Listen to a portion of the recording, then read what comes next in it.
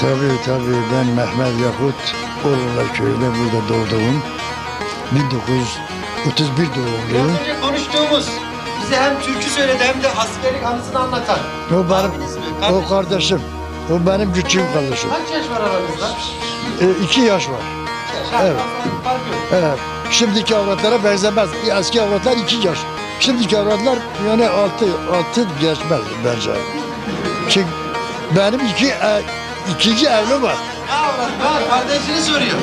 Kardeşim işte 2 sene benden küçük. Ha, tamam. Evet ben diyorum yani eski avratlar 2 sene doğurur. Şimdiki avratlar 9 ay geçirmezler. Anladım. Şimdi tamam. Onun için diyorum. Şimdi Çünkü başıma geldi onu söyleyeceğim. Benim ailem öldü Allah rahmet eylesin. İkinci bir evlendim. Bu mübarek belki 9 ayı da geçmiyordu. Benim çocuklar şimdi 8 tane çocuk bilmezsin hangisi büyük hangisi küçük tövbeler olsun. Bu 5-6 sene ben şeye gittim. Dedim yeter lan. Valla arkasına baktım ki yok.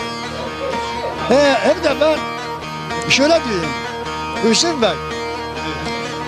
Ben 1931 doğumluyum. Askerliğim 50'den ben Kore Harbi'ne gittim. Kore kazısıyım ben. Notaya dahil oldum.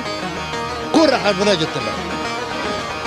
Allah razı olsun devletimize fakat benim diyeceklerimizi yerine getirmedi.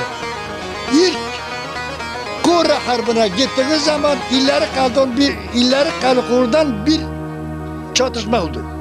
İkinci devre Papas'ın cephesinden güçlü keşif kolundan ben ve Mehmet Özdemir bir manka askerimiz gitti. 2 kişimiz kaldı. Bu 2 kişimize biz geri müracaat ettik. Topçuya müracaat ettik. Ağır makine müracaat ettik. Birinci hedefine ateş edin.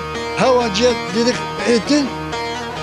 5000 kişi o gece öldürdük. Kafir Çin'den. Benim devletime, benim öyle bir devletime bir müracaatım ki var ki fakat ben müracaat yerini bilmiyorum. Gerek benim öyle devletin içinde, milletin içinde böyle tek bir şahıs millete karşı gösterseydi.